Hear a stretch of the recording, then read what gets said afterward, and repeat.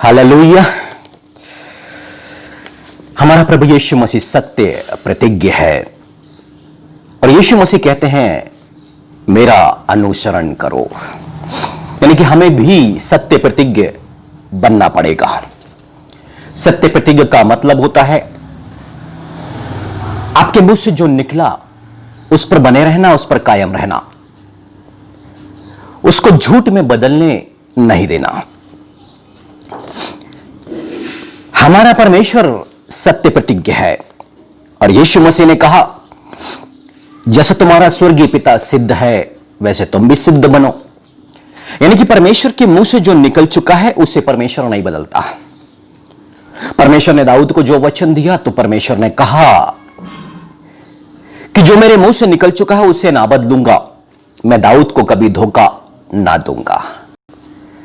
यानी कि जब हमारा परमेश्वर है अपने मुख से कोई वचन देता है तो उससे कभी फिरता नहीं, कभी बदलता नहीं। उसका इकलौता पुत्र यीशु मसीह भी बिल्कुल वैसा ही है, सत्य प्रतिज्ञ है। उसके मुंह से जो निकल चुका है वो कभी नहीं बदलने वाला। इसका मतलब है कि उसकी जो बाकी संतानें, मतलब मैं और आप जिन्होंने प्रभु यीशु मसीह पर विश्वास किया, अब यीशु मसीह चाहते हैं कि सिद्ध बनो जैसा परमेश्वर है। मतलब परमेश्वर के मुख से जो निकला उससे परमेश्वर नहीं बदलने वाला। परमेश्वर चाहता है उसका इकलौता पुत्र यीशु मसीह के समान बनो, यानी कि यीशु मसीह सत्य प्रतिज्ञ, उसके मुंह से जो निकला वो कभी नहीं बदलने वाला। पिता परमेश्वर की संतान ऐसा ही होती है, सत्य प्रतिज्ञ।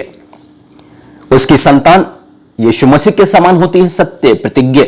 मतलब मुंह से जो वचन निकला उसके प्रति सत्य। अब कितनी भी हानि उठाने पड़े परंतु दिया हुआ वचन से कभी नहीं फिरने वाले। हालेलुया। तो आइए आज परमेश्वर का वचन आपसे बातें करने जा रहा है, आप पर सत्य को प्रकट करने जा रहा है। अपनी आंखों को बंद कर ले इस पल में, पिता परमेश्वर के सम्मुख में चले। पिता, हम आपके अनुग्रह के सिंहासन के नजदीकी में प्रभु यीशु मसीह जो हमारा प्रभु, हमारा उद्धारकर्ता, आपका इकलौता पुत्र जो सत्य प्रतिज्ञ है, वो प्रभु यीशु मसीह जो आदि और अंत है, वो प्रभु यीशु मसीह जो विश्वास योग्य है और आमीन है, जो सच्चा गवाह है, उसी प्रभु यीशु मसीह के सामर्थ्य नाम में हम आपके चरणों में है। पिता, आज की शाम हम सभी पर अनुग्रह करें पिता, आपकी दया से पिता परमेश्वर।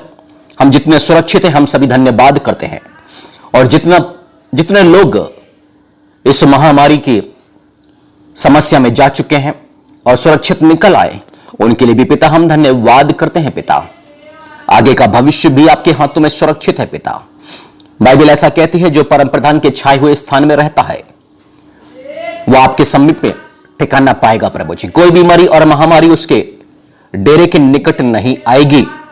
हे मेरे अनुग्रहकारी पवित्र पिता परमेश्वर, बस ऐसा ही अनुग्रह करे ताकि आपके अनुग्रह से पिता परमेश्वर हमें आपके छाए हुए स्थान में ठिकाना मिले पिता परमेश्वर।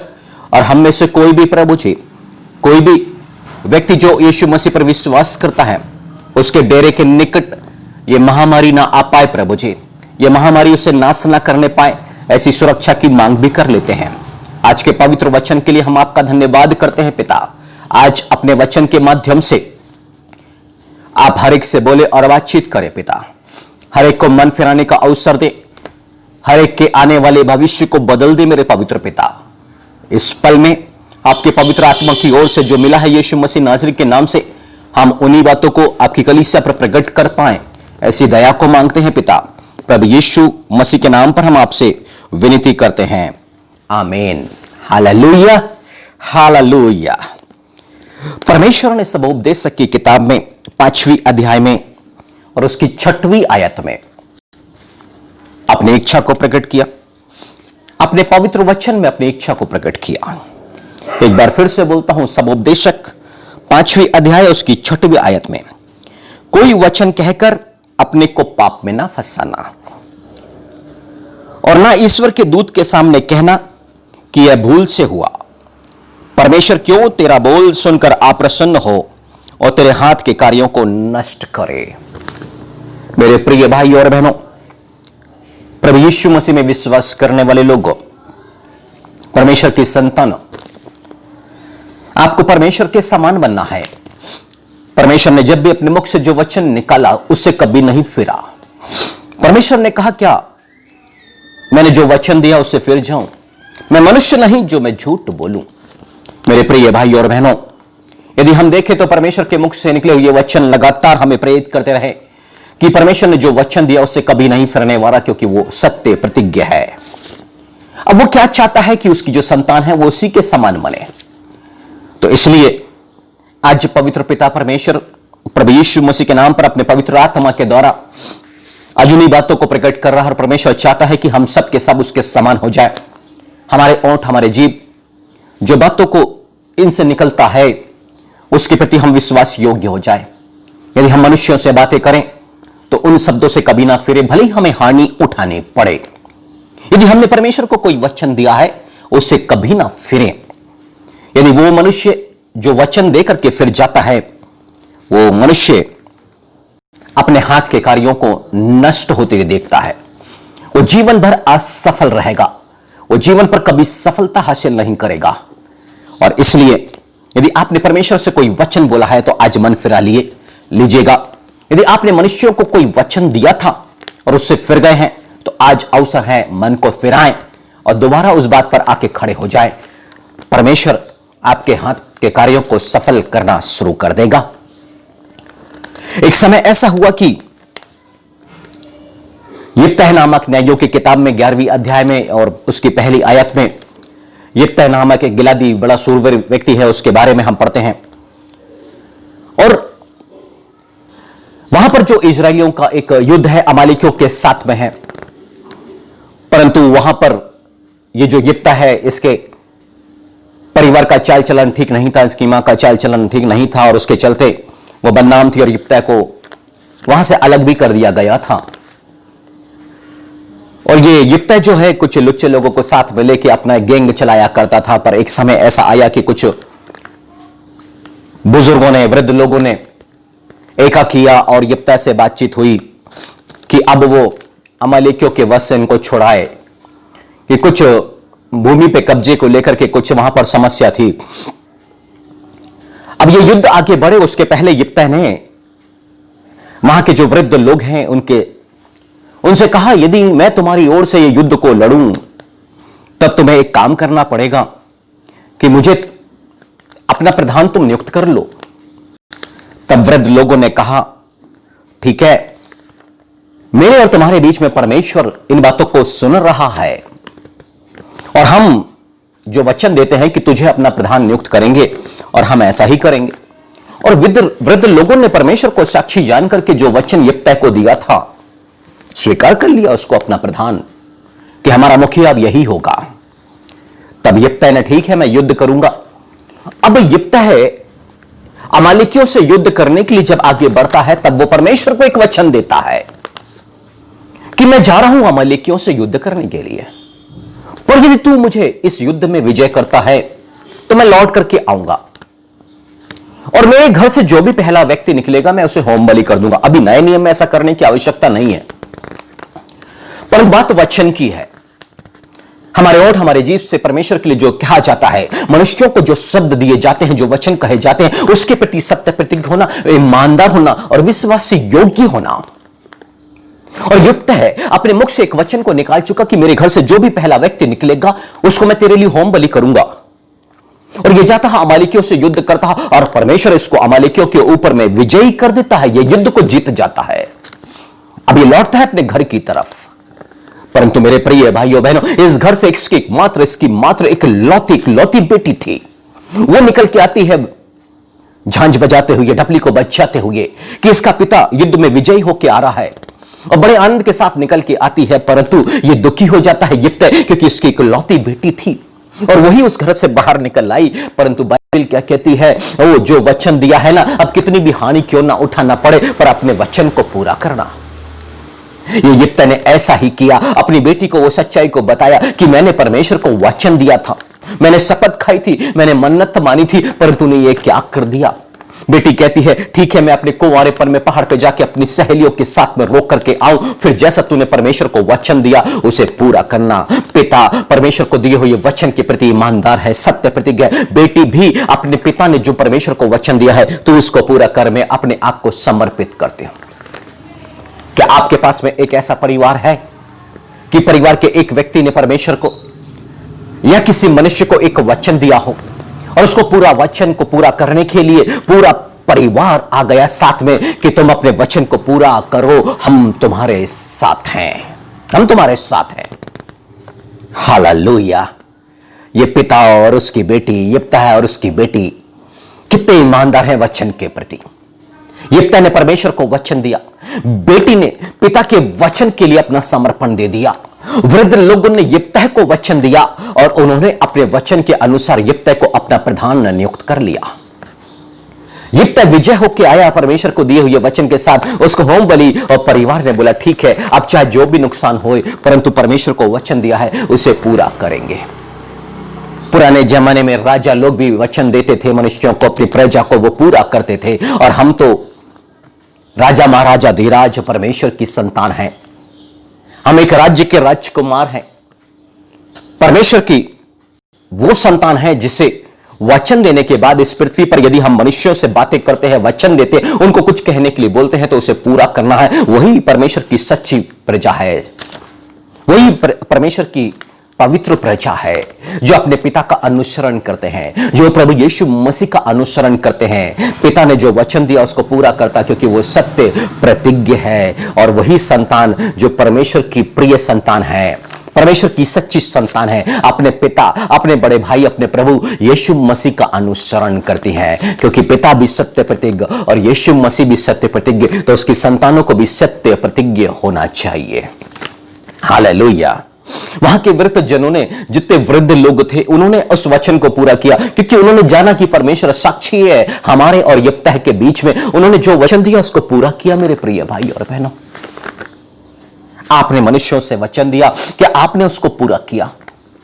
या आप असफलता के रास्ते पर आप अब असफल हो रहे हैं, आपका बिजनेस नहीं चल रहा, आपकी नौकरी नहीं चल रही, जिस काम पर आप हाथ डाल रहे हो वहां पर असफल होते जा रहे हो। उसकी वजह है कि आपने वचन देकर के उससे फिर गए और आगे भी सफल नहीं हो सकते हो, आगे बड़ा नुकसान चला आ रहा है। यह प्रोफेसी है आपके लिए, क्योंकि आप वचन देके फिरने वाले मनुष्य, परंतु यदि परमेश्वर के पुत्र हैं तो आप अपने वचन पर वापस वापस वापस लौट करके आएंगे।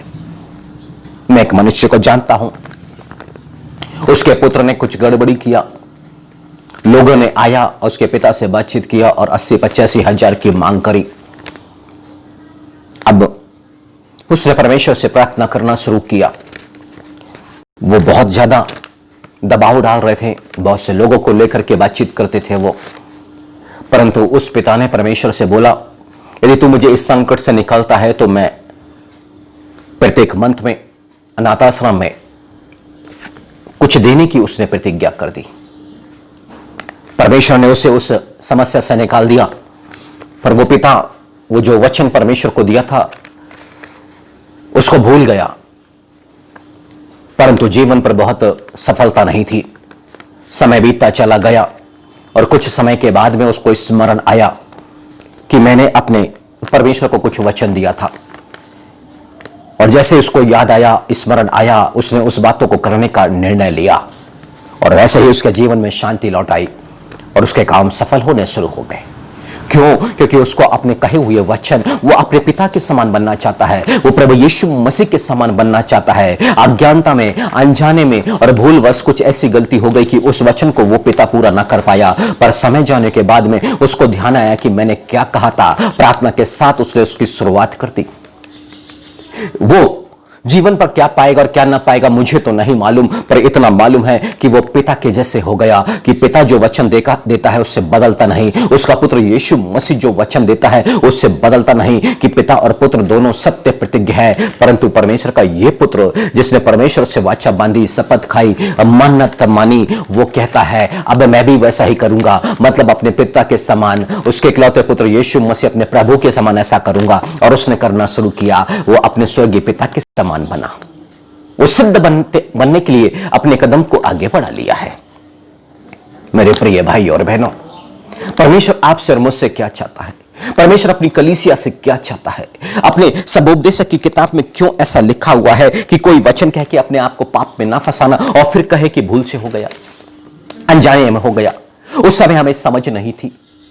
ऐसा ही एक हनन्याह और सफीरा नाम के एक पति और पत्नी हैं। जब सारे लोग पतरस के चरणों में उनके चरणों में ला करके अपनी संपत्ति को बेचते और जो भी बिकता लाके उनके कदमों में डाल दिया करते, और हनन्याह और सफीरा ने ऐसा ही निर्णय किया कि हम भी अपनी संपत्ति को बेचेंगे और ला करके प्रेरितों के पैरों पर हम डाल देंगे परमेश्वर की सेवा कार्यों के लिए। पर जब संपत्ति बिक गई तो उनके मन के अंदर में लोभ आ गया, लालच आ गया। तब उन्होंने किया क्या?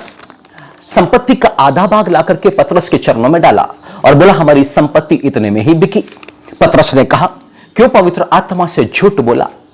क्या जब संपत्ति ना बिकी थी तब तुम्हारी ना थी, और जब बिक गई तो क्या तुम्हारी ना रही वो?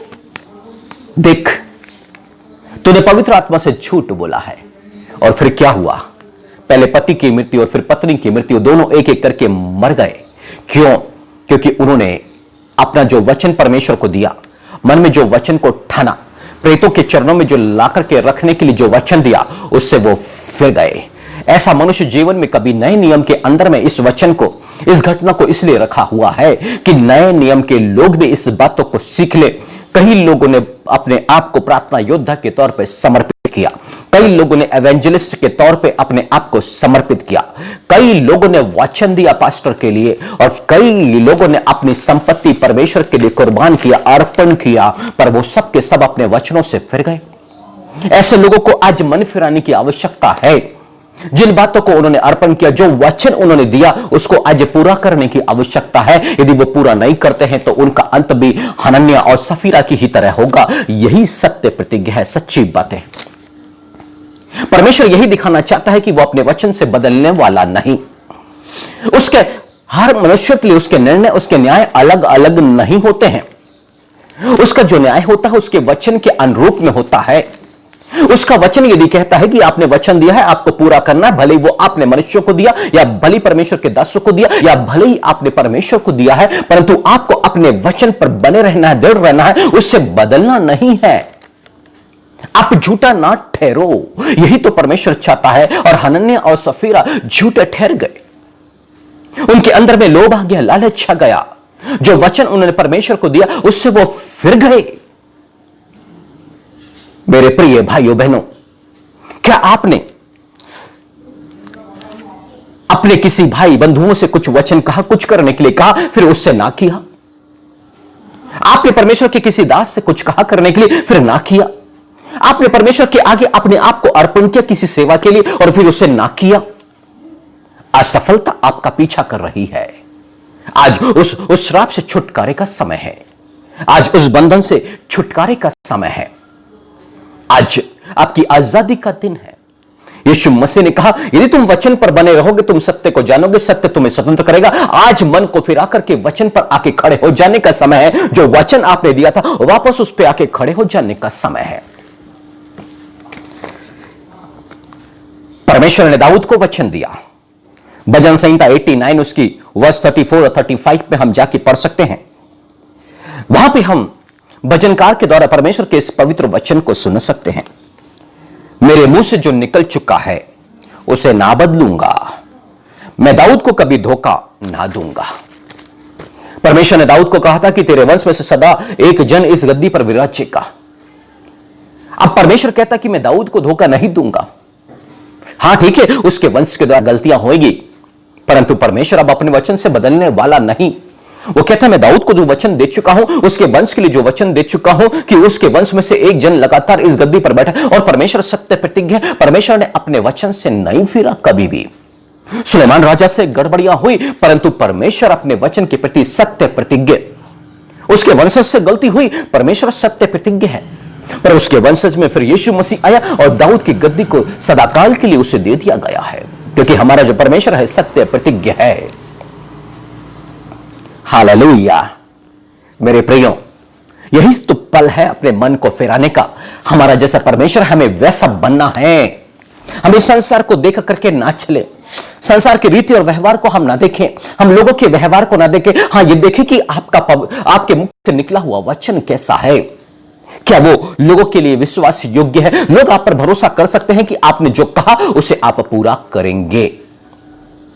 Hallelujah, hallelujah.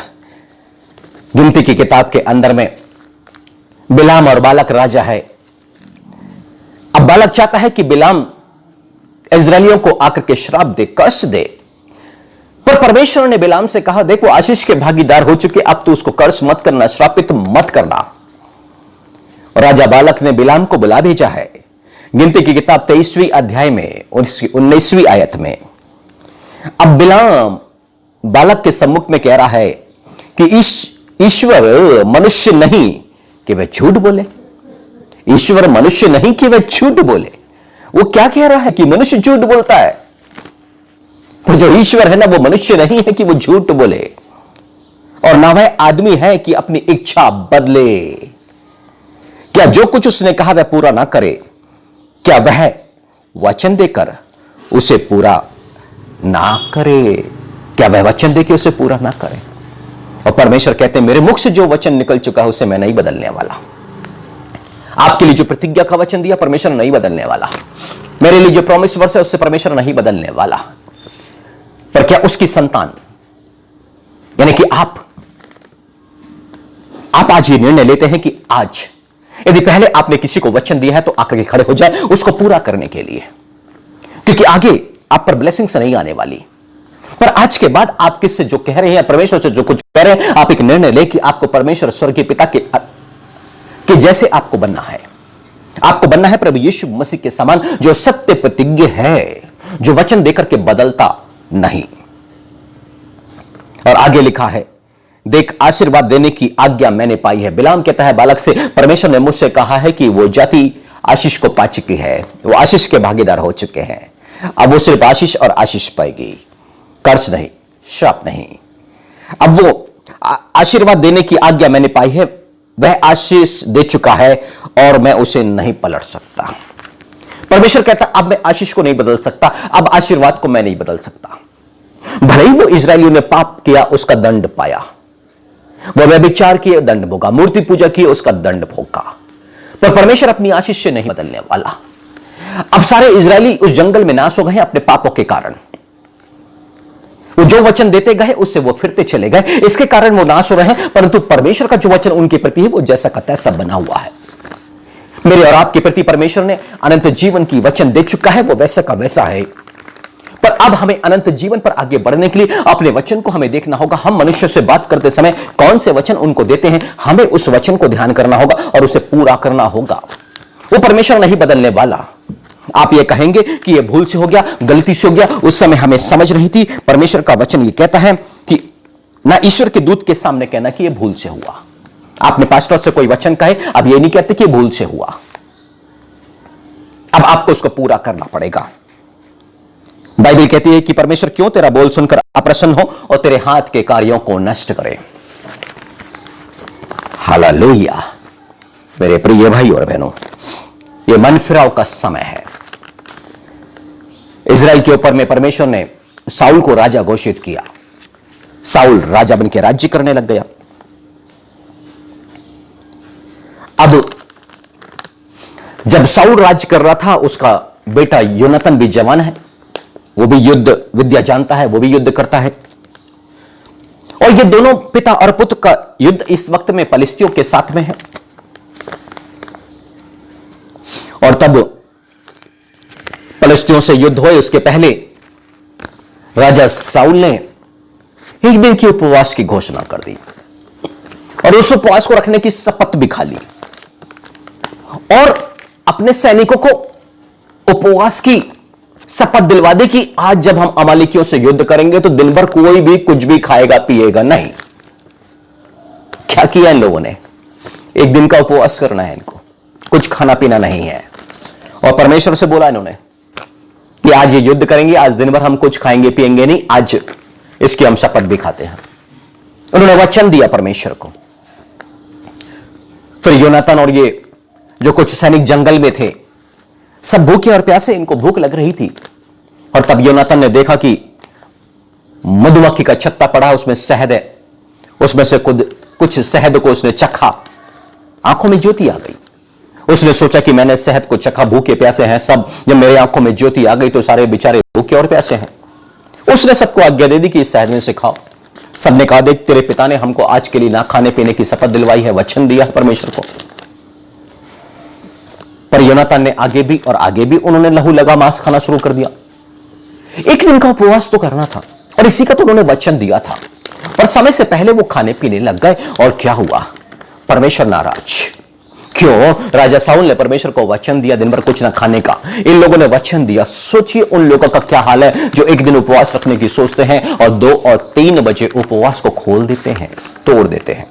राजा साउल जब दिन भर उपवास रख नहीं पाया तो परमेश्वर नाराज हो गया। अभी परमेश्वर से प्रार्थना करने जा रहे याजक ने बोला, अमलेकियों से युद्ध करना, फलस्तियों से युद्ध करना है और हमें जाना है। परमेश्वर से पूछ तो ले, यदि युद्ध करने जाएंगे तो क्या हम उस पर जयवंत होंगे, या परमेश्वर बोलेगा नहीं युद्ध करने के लिए जाओ तो नहीं जाएंगे, पर जाएंगे तो क्या हम जीत पाएंगे।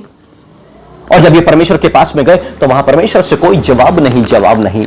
और जब वहां से कोई भी जवाब नहीं आया तब साउल ने बोला, किसी से तो पाप हुआ है, परमेश्वर जवाब नहीं दे रहा है।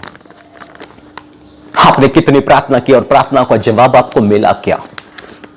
प्रार्थना का जवाब मिला क्या? हालेलुया। यीशु मसीह उपवास प्रार्थना में जाते तो परमेश्वर की इच्छा को जान करके लौटते और सुबह सुबह 12 प्रेरितों को अभिषेक करते, 12 चेलों का अभिषेक करके उनको प्रेरित घोषित करते। प्रेरितों के काम में जब चेले उपवास करते तो परमेश्वर की इच्छा को जानते।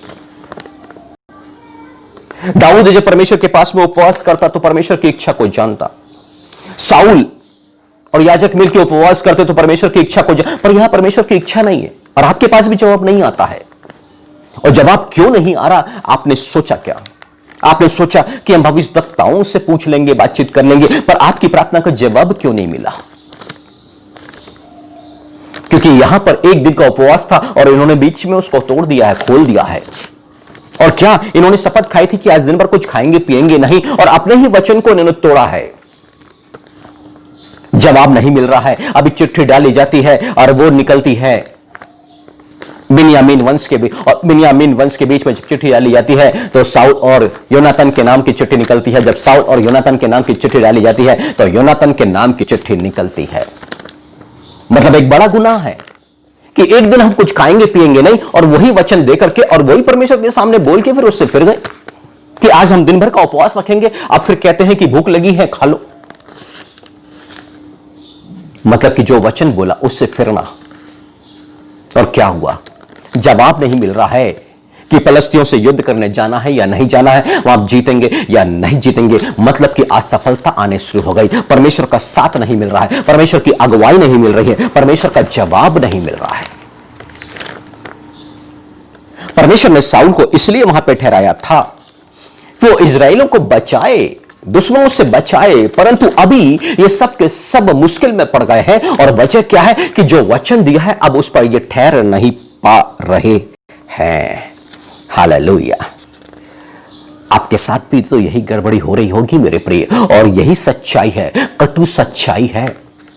आप सोचते हो कि आज हम परमेश्वर से बोलेंगे कि हम 7 दिन का उपवास रहेंगे या 7 सप्ताह का उपवास रहेंगे, फिर 2 से 3 हफ्ते उपवास रह के इसको तोड़ दिया, छोड़ दिया। हम 1 दिन का उपवास रहेंगे और जाके 2 से 3 बजे जाकर के उस उपवास को, क्यों? क्योंकि भूख लगी थी।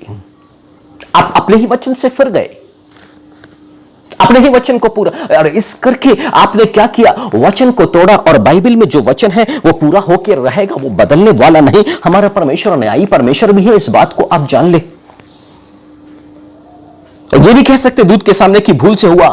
बाइबल कहती है परमेश्वर क्यों तेरा बोल सुन के अप्रसन्न हो और तेरे हाथ के कार्यों को नष्ट नष्ट नष्ट करे। यदि आप एक असफल व्यक्ति हैं तो आप अपने वचन को पहचानिए, आपने कहां किससे क्या बोला है। जक्कई के समान चौगुना फेरने की इच्छा को पैदा कर ले, प्रार्थना करें, आज से ही आप सफल हो जाएंगे। आगे मेरे प्रिय भाइयों बहनों, आप किसी को वचन दे बहुत सोच समझ के, और दे तो भले ही कितनी भी हानि उठाना पड़े। यिप्तह ने अपनी बेटी को चुकाई, वो हानि चुकाई अपनी बेटी की, अपने वचन के लिए। आप चाहे कितनी भी हानि क्यों ना उठाएं, परंतु अपने वचन को पूरा करें। आप स्वर्गीय पिता के समान बने, अपने पिता के समान बने। आप बनना है तो यीशु मसीह के समान बने। आप मनुष्यों के समान ना बने जो शारीरिक हैं, सिर्फ आत्मिक नहीं हैं, जो बोलते हैं और बदल जाते हैं और झूठ पर झूठ बोल देते हैं।